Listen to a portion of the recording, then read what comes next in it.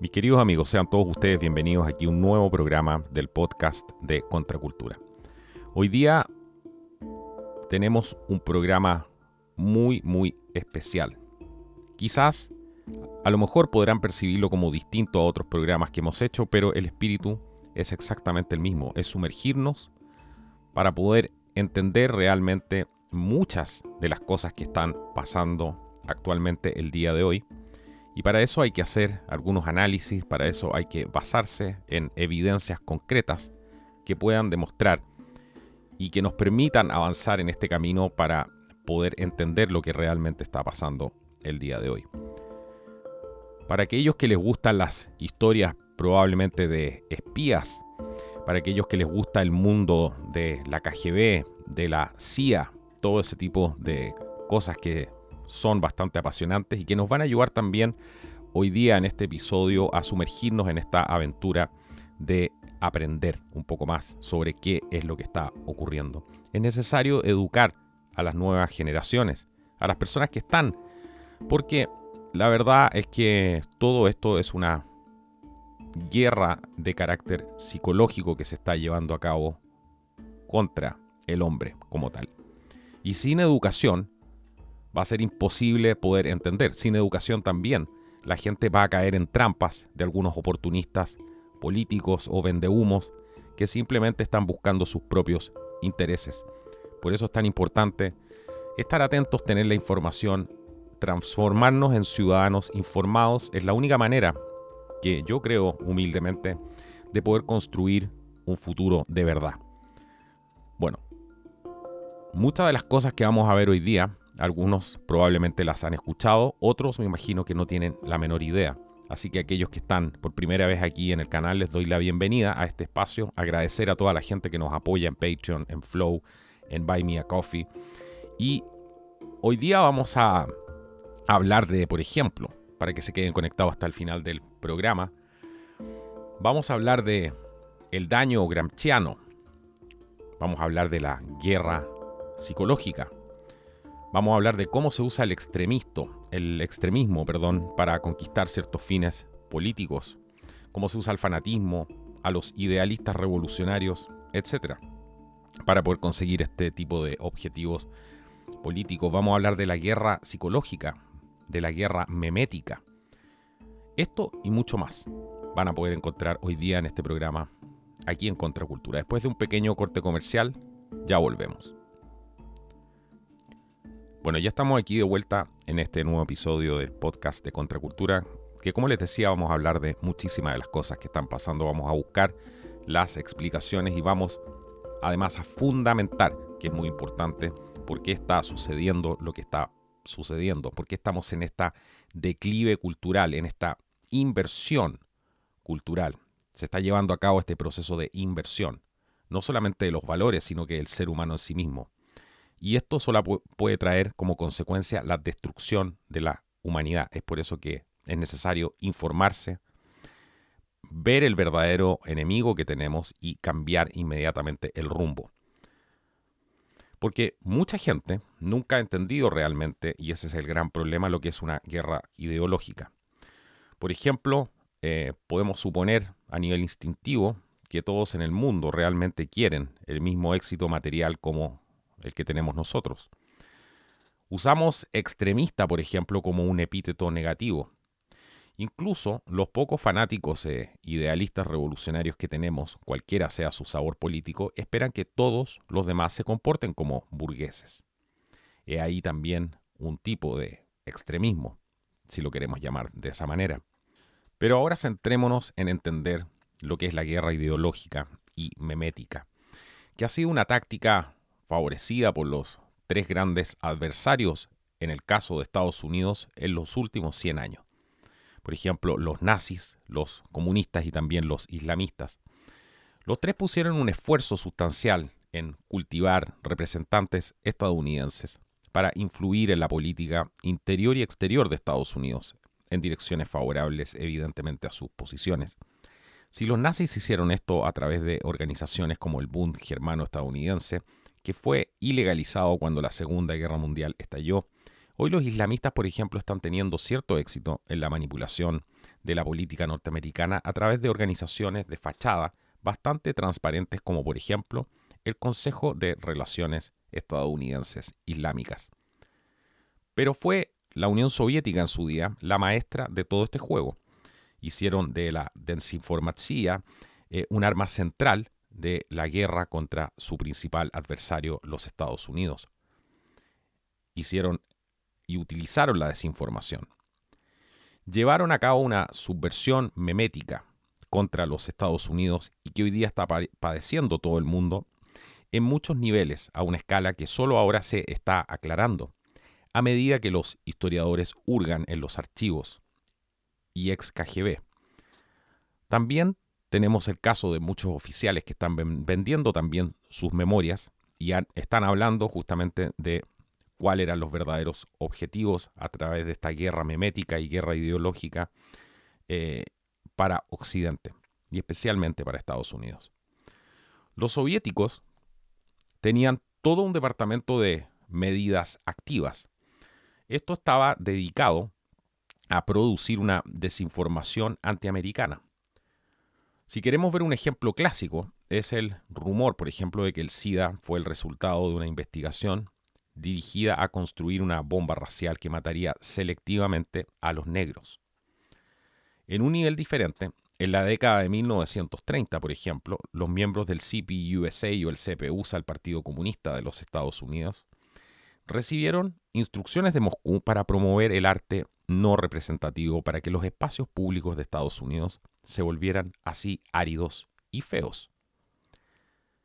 Los estadounidenses que escuchan este último ejemplo que acabo de poner muchas veces tienden a reír, pero los soviéticos, siguiendo el ejemplo de teóricos marxistas como por ejemplo Antonio Gramsci, se tomaron muy en serio la idea de que al arruinar la vida intelectual y estética de Estados Unidos, podrían socavar la voluntad de los estadounidenses de resistir la ideología comunista y una eventual toma del poder comunista.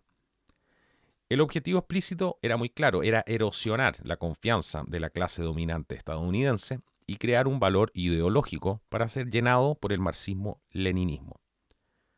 Podrán entender ahora muchos de ustedes por qué la destrucción como arma, la destrucción como un elemento para poder socavar la voluntad, afear las ciudades.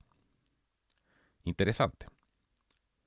Bueno, en consecuencia de todo esto, el aparato de espionaje soviético en realidad dirigía dos tipos diferentes de redes, una de espías y otra de lo que se denominó agentes de influencia. Los agentes de influencia tenían la función menor de reclutar espías, como por ejemplo, cuando uno de sus tutores trajo a Kim Philby en Cambridge, pero su función principal era difundir desinformación, lanzar armas meméticas que dañarían y debilitarían el oeste. Sé que a estas alturas muchos se estarán preguntando, bueno, ¿qué es esta guerra memética? Pasemos a definirlo y a explicarlo claramente. La guerra memética es un uso armado de memes para introducir intencionalmente ideas en la sociedad, empaquetadas de una manera que les permita difundirse, con el objetivo de alterar la cultura y las percepciones de una población objetivo, en este caso, o blanco. El objetivo, por ejemplo, de la guerra memética no es alterar la realidad, sino alterar la realidad percibida. Teniendo esto en mente, podemos entender que esto es realmente de alguna manera un teatro de operaciones real, esto de la guerra memética, que trabajó activamente la KGB y que están trabajando otros organismos el día de hoy. Así que veamos algunas de las armas meméticas más importantes de la Unión Soviética para que podamos entender esto con esta lista que tengo a continuación. 1. No hay verdad, solo agendas en competencia. 2. Todas las afirmaciones occidentales y especialmente estadounidenses de superioridad moral sobre el comunismo, fascismo, islam están viciadas por la historia occidental de racismo y colonialismo. 3. No existen estándares objetivos por los que podamos juzgar que una cultura es mejor que otra. Cualquiera que afirme que existen tales normas es un malvado opresor. 4. La prosperidad de Occidente se basa en la explotación despiadada del tercer mundo. Por lo tanto, los occidentales en realidad merecen ser empobrecidos y miserables. A ver si le suena este otro. Número 5. El crimen es culpa de la sociedad, no del crimen individual. Los criminales pobres tienen derecho a lo que se llevan. Someterse a la depredación criminal es más virtuoso que resistirla. Curioso. Número 6. Los pobres son víctimas, los criminales son víctimas, y solo las víctimas son virtuosas. Por tanto, solo los pobres y los criminales son virtuosos. Los ricos pueden tomar prestada alguna virtud identificándose con los pobres y los criminales. Número 7. Para una persona virtuosa, la violencia y la guerra nunca están justificadas. Siempre es mejor ser víctima que luchar o incluso defenderse. Pero las personas oprimidas se les permite usar la violencia de todos modos, simplemente reflejan la maldad de sus opresores. Espero que vayan entendiendo. Número 8, finalmente, cuando se enfrenta al terror, el único camino moral para un occidental es disculparse por los pecados pasados, comprender el punto de vista del terrorista y hacer así las concesiones pertinentes.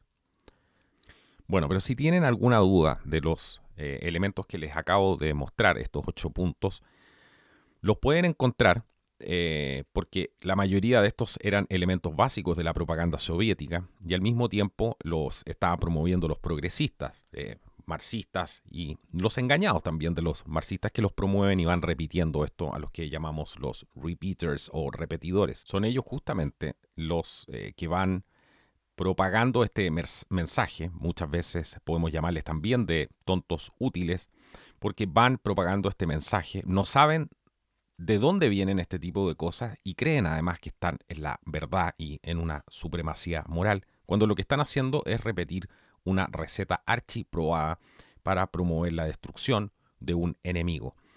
Así de simple. Si no lo creen, veamos por qué los soviéticos que conscientemente siguieron lo que se llamó la prescripción gramsciana de este intelectual italiano Antonio Gramsci. Bueno, llevaron así a cabo una guerra de posiciones, subvirtiendo a los elementos dirigentes de la sociedad a través de sus agentes de influencia. Por ejemplo, hay muchos ejemplos de esto en libros como Double Lives de Stalin y Willy Manzenberg y la seducción de los intelectuales también de Stephen Koch. Esto funcionó exactamente como se esperaba. Sus memes se infiltraron en la cultura popular occidental y se repiten sin cesar. Por ejemplo, en los productos de Hollywood, en la propaganda de la mayoría de las multitiendas, etc. Van a ir ustedes identificando inmediatamente esto. Bueno, de hecho, el índice del éxito soviético es que la mayoría de nosotros ya no pensamos en estos memes como propaganda comunista. Se necesita una cantidad significativa de excavación, repensar y recordar, incluso para un anticomunista de toda la vida, para darse cuenta de que hubo un momento en que todas estas ideas habrían parecido extrañas, absurdas y repulsivas para la mayoría de la gente, en el mejor de los casos. Esto hubiese parecido las creencias, por ejemplo, de un marginado izquierdista chiflado, y en el peor de los casos, instrumentos de subversión deliberada destinados a destruir el estilo de vida de cualquier país, específicamente en el caso del ejemplo que estamos viendo de Estados Unidos. Bueno, Koch nos muestra, por ejemplo, que el peor de los casos fue, como ahora resulta, el correcto. Estas ideas, como el rumor de la bomba racial, en realidad eran instrumentos diseñados deliberadamente para destruir el estilo de vida americano. Otro índice, por ejemplo, del éxito que ha tenido esta propaganda es que la mayoría de los miembros de la élite ya no pueden hablar, por ejemplo, de estilo de vida estadounidense sin desprecio, ironía o una genuflexión automática y medios conscientes hacia el altar de la corrección política. De esta y otras formas, además, los efectos corrosivos de la guerra de memes de Stalin han llegado a impregnar por completo toda nuestra cultura. Los conservadores, por ejemplo, más paranoicos de la Guerra Fría fueron, aunque esto sea doloroso, los más cercanos a la verdad al estimar la magnitud y sutileza de la subversión soviética. Según el autor de este texto que les estoy compartiendo, él dice lo siguiente: los anticomunistas liberales, como yo en la época de 1970, pensaron que estábamos siendo juiciosos y justos cuando desestimamos la mitad de la queja de la derecha como una tontería. Nos equivocamos, dice. Los Rosenberg y Alger Hiss eran realmente culpables. Por ejemplo, los 10 de Hollywood eran realmente herramientas estalinistas y todas las peroratas de Joseph McCarthy sobre los comunistas en el Departamento de Estado eran esencialmente ciertas. Las transcripciones de Verona y otro material nuevo no dejan lugar a dudas razonables al respecto. Si bien el aparato de espionaje de la Unión Soviética no sobrevivió, sus armas meméticas lo hicieron. Estos memes ahora se están acercando a paralizar la respuesta de nuestra cultura al terrorismo generalizado. En este contexto, Jeff Goldstein ha escrito elocuentemente sobre quizás el más peligroso a largo plazo de estos memes, la idea de que los derechos no son inherentes a los individuos soberanos, sino a los grupos de identidad, y que todo grupo de identidad, excepto la clase dominante, tiene el derecho para reprimir la crítica de sí mismo por los medios políticos hasta e incluyendo la violencia. Mark Bittingham, también conocido como Wild Monk, ha escrito un excelente ensayo sobre las raíces de esta doctrina en Rousseau y los románticos posteriores a la Ilustración. En otros lugares se ha analizado y etiquetado como progresismo transnacional. Los soviéticos no lo inventaron, pero lo promovieron en gran medida en un intento deliberado y terriblemente exitoso de debilitar la tradición individualista de Locke que subyace al liberalismo clásico y la Constitución de los Estados Unidos. La reducción de la política occidental, por ejemplo, a una amarga guerra en lo que se ha convertido ahora por el favor del gobierno entre grupos de identidad adscriptiva es exactamente el resultado que los soviéticos querían y trabajaron arduamente para poder arreglar. Es por eso que el agente Yuri Bezmenov, quien desclasificó parte de estas medidas activas y del proceso para poder lograr esto, la técnica que se llama subversión ideológica, justamente decía que ni siquiera el jefe más alto de la KGB hubiese soñado con el éxito que tuvo todo esto. Es importante recordar y entender la historia, porque, por ejemplo, en la época de Stalin, incluso el marxismo mismo fue vaciado para sobrevivir como un arma memética, simplemente. Lo pensaron así, una vez que incluso acabara el comunismo o el marxismo, pudiera sobrevivir simplemente como un arma memética en la idea, en la mente de las personas. Todo esto se volvió cada vez más nihilista, más centrado en el odio y destructivo, porque evidentemente esto va escalando. Y la autodestrucción y la cultura del suicidio terminan justamente en eso, destrucción y suicidio, muerte. Bueno, la izquierda posmoderna ahora se define no solo por lo que está a favor, sino por lo que está en contra. Por ejemplo, el individualismo liberal clásico, los mercados libres, los hombres blancos muertos, Estados Unidos y la idea de la realidad objetiva misma. Todos estos asuntos que todos los días van recalcando y reforzando con esta guerra memética. El primer paso para poder recuperar nuestro sistema de creencias, para poder rectificar nuestra cultura, es comprender el problema en el que estamos inversos. Saber, por ejemplo, el poder que tienen estos memes suicidas, que nos fueron lanzados como armas de guerra por el aparato de espionaje del despotismo más malvado de la historia humana, y que sin embargo los amantes de la maldad lo venden como liberador, justo e igualitario.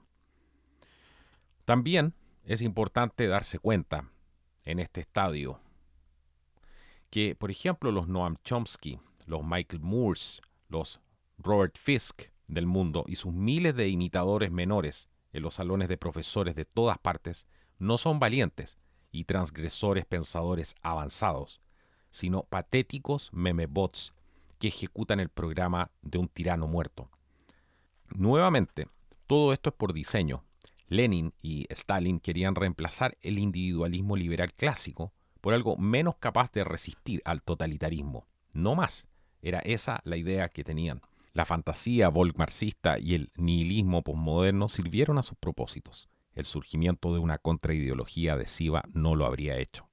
Por lo tanto, los Chomsky, los Moore y los Fisk están ejecutando un programa cuidadosamente diseñado para no llegar a nada. Bueno, es importante entender que Occidente todavía tiene una gran oportunidad para poder recuperarse de esta cultura suicida sin pasar por un episodio fascista, febril y librar una guerra genocida. Porque el problema es que cuando las posiciones se alejan demasiado, que es lo que estamos viendo ahora, se vuelven irreconciliables.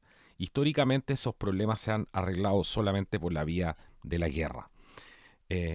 Por lo tanto, para poder hacer esta transición y para que exista esta posibilidad de que Occidente pueda recuperarse de esta cultura suicida, de la cultura de la cancelación, tenemos que hacer mucho más que reconocer simplemente los memes de Stalin.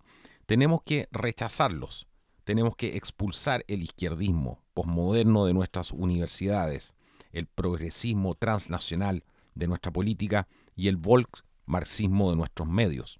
Esta es la única manera que tiene la humanidad a estas alturas para poder vivir en un futuro próspero, para no llegar a justamente polarizar esta situación donde las posiciones se vuelvan completamente irreconciliables.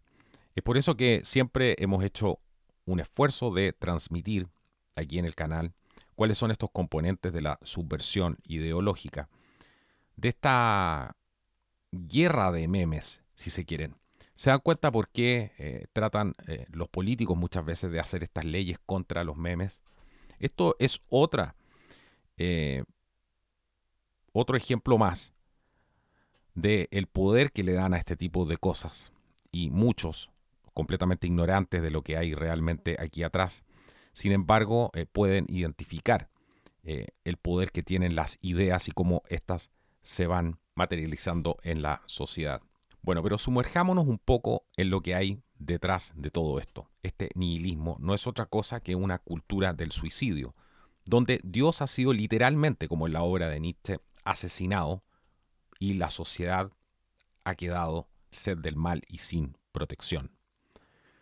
Los comunistas del departamento 5, que eran ateos, entendieron que la abnegación cristiana tiende a inculcar un culto al autosacrificio incluso entre los occidentales que son ellos mismos agnósticos o ateos. Todo lo que los propagandistas tenían que hacer era defender que el valor de la abnegación se aplica tanto a la cultura como a los individuos. Al hacerlo, pudieron afianzar la idea de que los suicidas son moralmente superiores a los no suicidas. Esto lo hicieron con tanto éxito que al menos una forma importante de autoabnegación occidental parece haberse desarrollado como fenómeno secundario, el llamado ambientalismo profundo.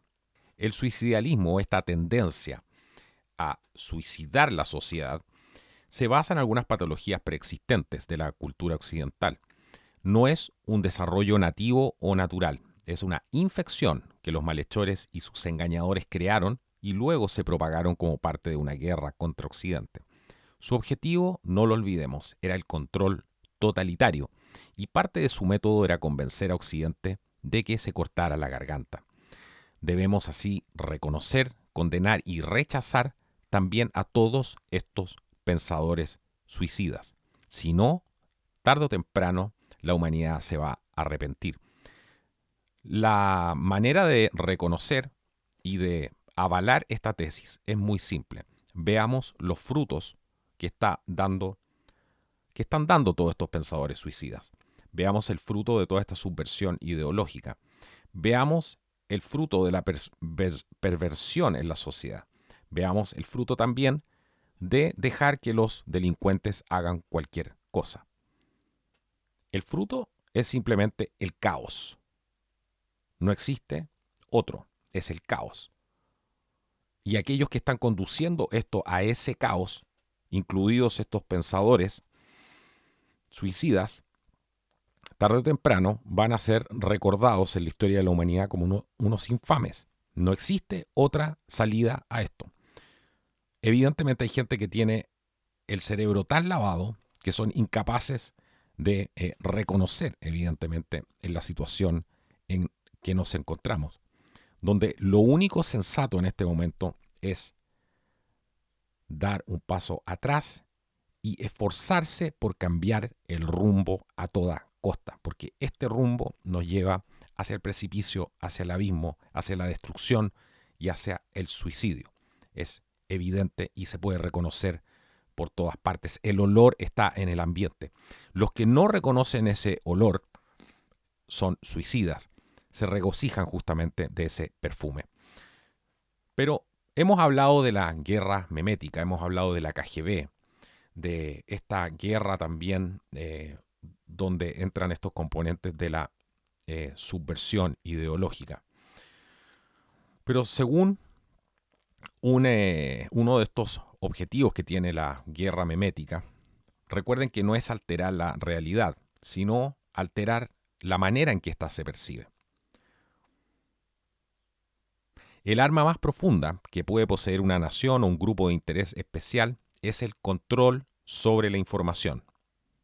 Esto contribuye al control sobre la narrativa y el meme, esta guerra memética, es el embrión de esta narrativa. La censura se trata de lo que no ves, más de lo que ves. Los guardianes digitales proporcionan a los usuarios solo el contenido que quieren que vean. Esa es una clave. Esto apareció en el libro Information Warfare de James Scott. Y algunas de las conclusiones que voy a leer ahora aparecen en un artículo muy interesante de este diario The Epoch Times. Hay otras entidades que juegan un papel en ayudar a dar forma a todas estas ideas y controlar la exposición de las personas a ideas que no se ajustan a su objetivo. Los propagandistas corporativos del Estado-Nación, como los gigantes tecnológicos, Twitter, Facebook también, por ejemplo, perpetúan la fusión sintáctica de ideas censuradas, ilusiones, narrativas e iniciativas de dirección de percepción que paralizan y aprisionan la mente. El autor de este artículo, James Scott, de este libro Information Warfare, también agrega: la censura se trata de lo que no ves en lugar de lo que ves. Por eso es tan importante poder entender esto. Por eso los guardianes digitales están brindando solamente a los usuarios el contenido que evidentemente quieren que vean. Han visto esos títulos que tienen tremenda cantidad de visitas donde dicen lo que tal persona no quiere que veas. Se trata justamente de eso. Está prohibido, de alguna manera, acceder a lo que no quieren que accedas. Te están prohibiendo eso. Quien no se da cuenta que aquí vamos a una dictadura totalitaria simplemente es un idiota o es un ciego. Bueno, la naturaleza de toda esta guerra que estamos viviendo hoy día ha cambiado. Y como señala este autor en su libro, la guerra ha ido más allá de simplemente matar a un enemigo o capturar y mantener un territorio. La guerra de mensajes se ha apoderado y la guerra híbrida emergente depende de la lealtad de la población civil y el control de la narrativa. El libro plantea una pregunta y cita al filósofo francés René Descartes afirmando «pienso, luego existo» y agrega: «Pero, ¿en quién se convierte uno cuando el pensamiento es secuestrado?» Plantea la cuestión de que a medida de que las organizaciones políticas, las empresas de redes sociales, los medios de comunicación heredados y otros grupos poderosos trabajan juntos para fabricar ideas destinadas a alterar las percepciones de un país, ¿cómo pueden entonces las personas reconocer qué pensamientos son propios y qué pensamientos les han plantado en sus cabezas? En el mundo actual, afirma Information Warfare, este libro, los sitios web como Facebook son casi tan relevantes como las Naciones Unidas. El sitio de filtración de información Wikileaks tiene analistas de inteligencia similares a la CIA, y el algoritmo de censura de vigilancia de Dragnet de Google se ha convertido en el nuevo guardián de información crítica que podría llevar a la sociedad a un nuevo renacimiento. Se ha producido así un cambio de poder pensando, por ejemplo, una batalla total por el núcleo psicológico de la población mundial. Es ese el escenario en que estamos ahora. Los operadores, por ejemplo, de influencia digitalizada se han convertido en la nueva norma para controlar el proceso electoral, la opinión pública y la narrativa, dice este libro. También dice que la guerra cibernética se ha movido más allá del campo de batalla, hacia una lucha que lo abarca todo en economía, política, cultura, junto con la confrontación física de la vieja escuela. Entre sus ejemplos, Information Warfare señala que algunos grupos de intereses especiales están utilizando algunas protestas violentas para promover narrativas claves. Por ejemplo, el grupo comunista extremista Antifa, conocido por sus seguidores enmascarados y vestidos de negro, etiqueta a casi todos los conservadores como fascistas y a menudo convierte los conflictos en violencia. En realidad, la inmensa mayoría de manifestantes y contramanifestantes no son violentos. Sin embargo, ellos, y en la mayoría de los casos, los puntos de sus causas no merecen la atención de los medios porque las facciones radicales relativamente minúsculas pueden robar fácilmente el centro de atención, afirma este libro además. Por ejemplo, también, en algunos casos, la verdadera intención de los revolucionarios no es solo protestar, sino descarrilar un evento o restar valor a una causa, alterando la percepción pública y polarizando temas basados en políticas partidistas. Otra cosa muy importante es que debido al hecho de que los miembros de Antifa usan máscaras, por ejemplo, cualquiera puede infiltrarse en el grupo para intensificar los conflictos que luego pueden ser utilizados por los medios de comunicación heredados y los grupos políticos para enmascarar nuevas narrativas. Este es un fenómeno común, afirma el libro, y señala que las operaciones de bandera falsa y las operaciones patrocinadas por grupos de intereses especiales son efectivas y prevalentes en este espacio. También habla de lo que denomina la guerra de la percepción. Por ejemplo, para que se hagan una idea, el término meme fue acuñado por el ateo militante Richard Dawkins, quien comparó la difusión de ideas y sus efectos en la sociedad con un virus. Sin embargo, el concepto es muy anterior a Dawkins y está vinculado a sistemas más amplios de propaganda y guerra psicológica, un método de guerra diseñado para alterar la forma en que un objetivo interpreta la información. Los propagandistas, como los que se encuentran bajo dictaduras comunistas, intentarán controlar la exposición de una sociedad a las ideas a través de la censura, al mismo tiempo que alimentan ideas selectas a través de los medios estatales y otros canales, similares a los métodos utilizados por los guardianes de la información de hoy. Entre los métodos utilizados para enmascarar ideas se encuentra la desinformación y la información errónea. Si bien la desinformación es la mera declaración de falsedades, como la desinformación errónea también, lo que se llama desinformación en sí es mucho más compleja. Una campaña, por ejemplo, de desinformación puede tomar la forma de operaciones de bandera falsa, como eventos fabricados o protestas o estudios científicos y artículos de investigación falsos. La desinformación puede luego ser impulsada por los medios de comunicación y por otros canales para ayudar a dar fuerza y forma a una narrativa. La regla es que la desinformación necesita una pizca de verdad, que el propagandista puede señalar para descarrilar a los críticos durante un debate. Otro uso, por ejemplo, de la desinformación es citar información que de otro modo sería verdadera, pero para fabricar una conclusión falsa, utilizando el concepto propagandista de 1 más 1 es igual a 3. Esto puede, por ejemplo, para que se haga una idea, incluir citar una serie de medias verdades y luego afirmar que la evidencia se suma a algo que no. Para desacreditar este método se requiere que un disidente desacredite cada pieza de evidencia, lo que rara vez se puede hacer lo suficientemente rápido para un debate público, por ejemplo. Estas herramientas todavía se utilizan muchísimo, como señala este libro. La guerra psicológica es parte del sistema de 3 guerras del ejército chino, que también incluye guerra legal para manipular los tribunales, la guerra mediática para controlar las noticias y la cobertura en las redes sociales.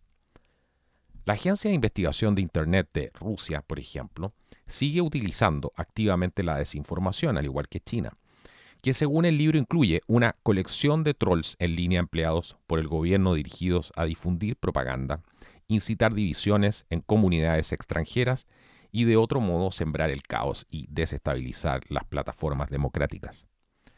Por ejemplo, los propagandistas de Rusia y China y otras naciones suelen complacer los memes de ambos lados o de múltiples facciones de conflictos sensibles en un intento de generar discordia, sacar provecho del caos, descarrilar discusiones productivas, distraer investigaciones inminentes, disminuir recursos valiosos o polarizar poblaciones susceptibles, afirma este libro La guerra de la información. El panorama general es que numerosos grupos, tanto públicos como privados están utilizando la guerra memética para atacar las percepciones de personas individuales. Algunos están interesados en promover sus agendas políticos, otros están trabajando para desestabilizar distintos países. El libro establece que las naciones deben decidir cómo defender mejor a su gente contra las operaciones de influencia extranjera mientras lanzan sus propias campañas contra los adversarios emergentes en el campo de batalla, hiperdinámico y mal definido por el control del meme, el control de la narrativa y el control de la realidad percibida. Todo esto según este artículo interesantísimo de The Epoch Times que he usado para justamente poder mostrar cómo esto se está desarrollando. Todo esto que hemos visto en el episodio del día de hoy, que agradezco a los que se han quedado hasta el final del programa, es la pura realidad, si lo queremos llamar de alguna manera, de lo que está sucediendo ahora. Es absolutamente innegable. Pero antes de irnos, les tengo una sorpresa en este último segmento aquí de este programa el día de hoy. Y vamos a tratar de entender la subversión ideológica para hacer de este programa un paquete compacto para que puedan entender las diferentes aristas de esto y sea algo lo más compacto posible. Se darán cuenta ahora que el estereotipo de la KGB era que era simplemente una agencia de espionaje, una especie de contraparte fantasma de la CIA. Pero en realidad su arma principal fue la subversión ideológica, la deconstrucción y el lavado de cerebro de un pueblo, de modo que ya no pueda llegar a conclusiones sensatas sobre nada. ¿Le suena todo esto? De modo que no pueda llegar a conclusiones sensatas sobre nada.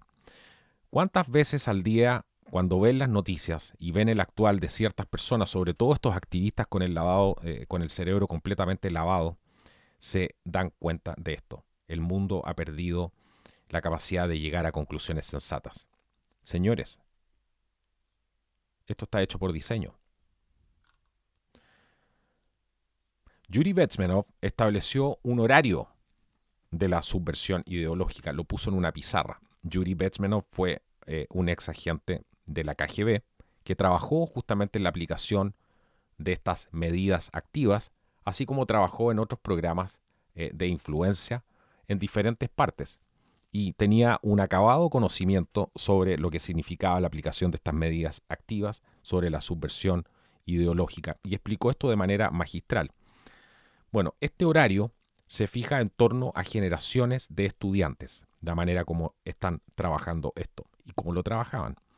La infiltración de la academia es como la KGB inicialmente desmoralizó y subvirtió al sistema estadounidense. Cuando hablamos de desmoralización, piensen en las películas de guerra, cuando hablan justamente de lo importante que es la moral de los soldados. Bueno, es importante también la moral de una nación. Un ejército que no tiene voluntad, que está desmoralizado, no tiene voluntad de combatir. Por eso es importante cómo aplica la desmoralización primero. Pensar que no hay salida, pensar que no hay nada que defender. Justamente ese es el objetivo. Bueno, ahora por supuesto, la KGB se ha ido. Y cualquiera que sea el pasado de Putin, por ejemplo, con la KGB y las ambiciones nacionalistas rusas, no parece estar detrás de la subversión ideológica que tiene lugar hoy.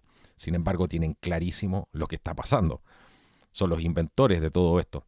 Y tiene hasta sentido la frase del Papa Juan Pablo II cuando dijo: Rusia debe entregarse al corazón de María porque si no, se va a propagar esto por todo el mundo. No estaba tan equivocado el Papa Juan Pablo II.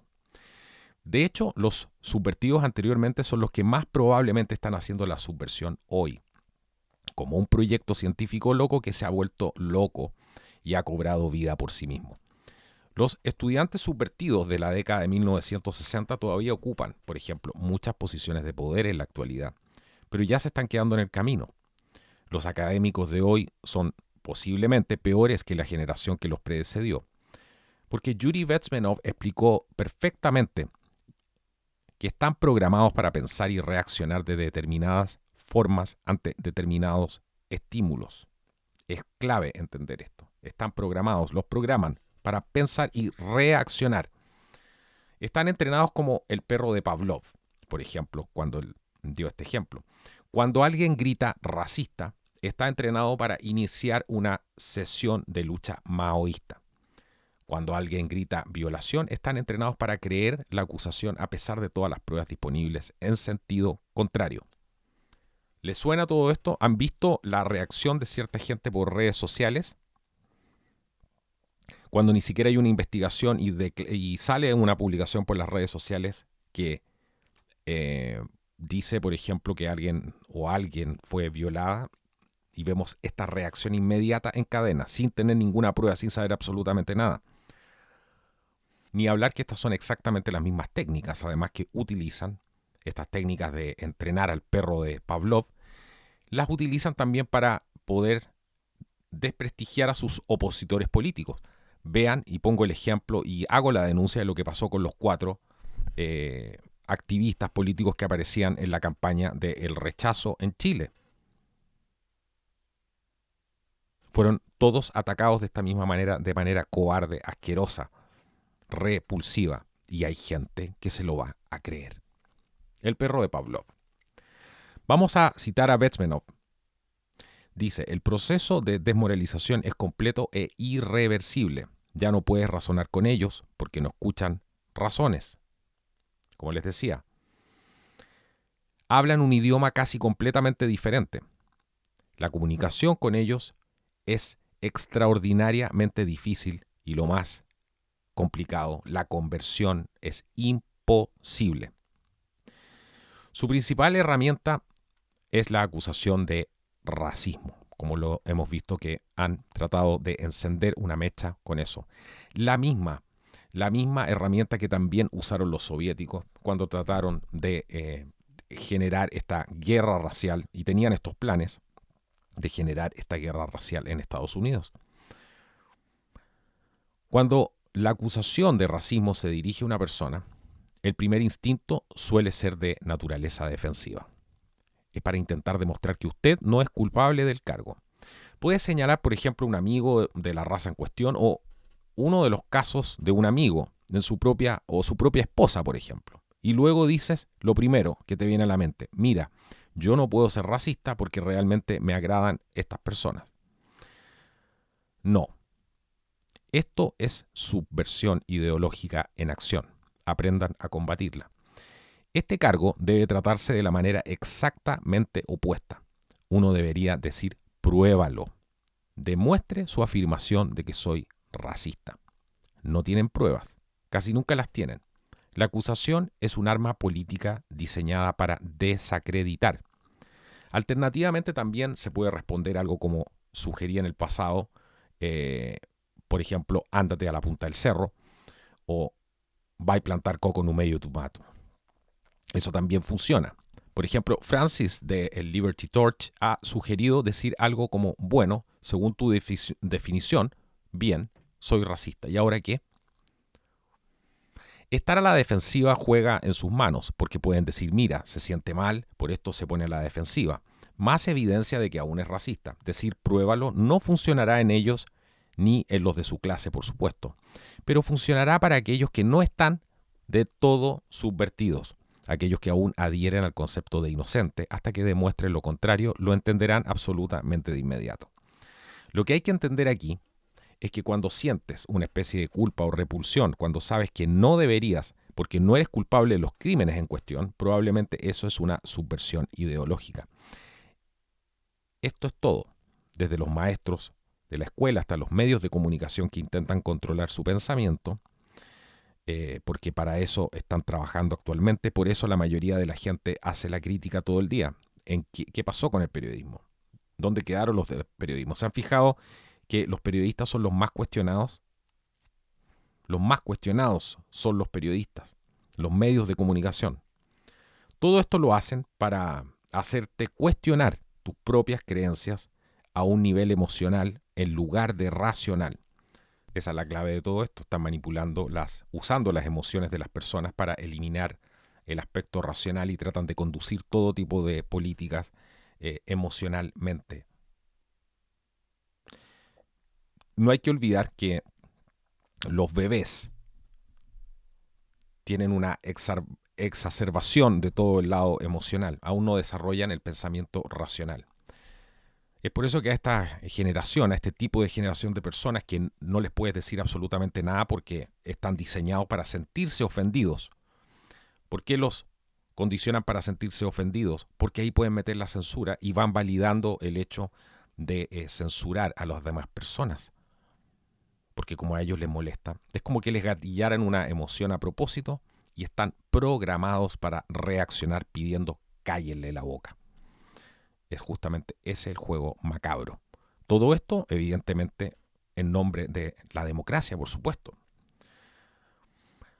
De modo que Occidente es actualmente una víctima de un ataque soviético, de una estrategia de propaganda a largo plazo contra Occidente, contra Estados Unidos, contra Chile, contra Colombia, contra República Dominicana, contra México,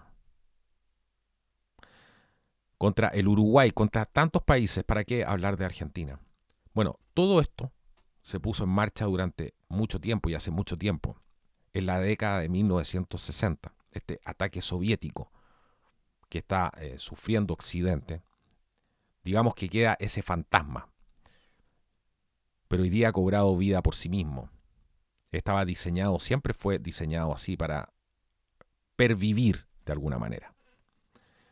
Todavía aún se está desarrollando, a pesar de que la Unión Soviética está muerta hace mucho tiempo y Rusia ha cambiado de bando en la guerra cultural. ¿Por qué creen que Rusia protege tanto a sus matrimonios? ¿Por qué creen que Rusia se ha vuelto tan conservadora? Yo lo he dicho en programas anteriores. Ellos realmente saben de qué va este juego. Y obviamente, quien importa su versión ideológica no la importa a su país, porque estaría importando su propio veneno. Sería completamente retorcido. Bueno, la llamada élite de Davos es un grupo de personas ignorantes y corruptas que saben poco, pero que montaron con éxito el ataque de propaganda para crear una burbuja de corrección política para enriquecerse a sí mismos. La incompetencia es la nueva normalidad. Eso es lo que están vendiendo, que ser perfeccionista es ser incluso racista. Porque así lo están poniendo. Que ser detallista, que tener un negocio propio, todo ese tipo de cosas la están demonizando con todo esto, atacando nuestro modo de vida, porque a eso se dedican.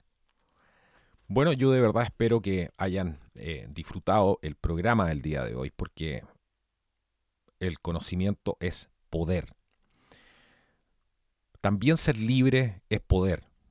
Ser libre de todo este tipo de agendas, de imposiciones que no sabemos ni de dónde vienen, que vienen muchas veces de las sombras. Por eso también es tan complejo culpar así, como yo veo a mucha gente enrabiada contra las nuevas generaciones que obviamente se han tragado todo este veneno. Pero tienen que entender que los grandes responsables de que esas generaciones se hayan tratado este terreno no es la generación en sí misma, son los padres ignorantes que repitieron los errores del pasado. Donde te hacían creer que, por ejemplo, para tener conciencia social había que ser de izquierda. Y cuánta gente que es excelentes personas, y me consta que he tenido la oportunidad de conversar con ellos muchísimas veces. Gente que simplemente se dice de izquierda, no tienen idea de todo esto que hay detrás. No tienen idea ni quién fue Stalin. Si uno les habla, por ejemplo, de que esto era satanismo desde un principio, porque está probado, están los poemas, están los escritos, está absolutamente todo. No tienen idea de eso. Sin embargo, son excelentes personas. Y muchos de ellos se tragaron el cuento de que para creer en la democracia había que ser de izquierda, imagínense. Para creer en la democracia había que abrazar la ideología que más gente ha asesinado en el mundo y que no cree en la democracia. Para tener justicia social había que creer y había que ser de izquierda. Por ejemplo.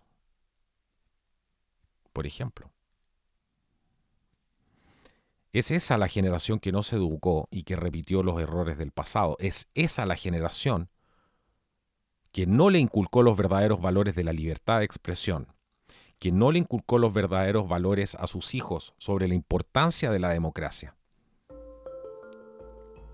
No esta democracia falsa, que es totalmente una dictadura impuesta que estamos viviendo. Pero los verdaderos valores de cuánto le costó a las generaciones, por ejemplo, en el caso de Chile, retornar a la democracia. Cuánta sangre corrió de ambos bandos para retornar a la democracia. La gente se olvidó de la sangre, se olvidó del sufrimiento, se olvidó de lo que predicaban, simplemente. Pero me llena de esperanza, de alguna manera, que hay mucha gente que se está dando cuenta de esto. Y me ha tocado conversar con algunos amigos de repente, que incluso son de izquierda, y estamos de acuerdo en muchísimas de las cosas, porque en el fondo no saben lo que hay detrás de todo esto. Y se han creído esta historia de que para ser buena persona, para ser intelectualmente superior o moralmente superior, hay que ser un cómplice de una ideología que ha asesinado más gente en toda la historia de la humanidad. Y con esto no estoy comparando esto con otras, pero es la verdad. Es la verdad.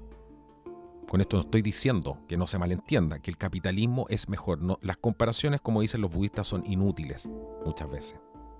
Estoy exponiendo un hecho que es comprobable, que está en la historia. Es por eso que ahora quieren justamente cambiar la historia.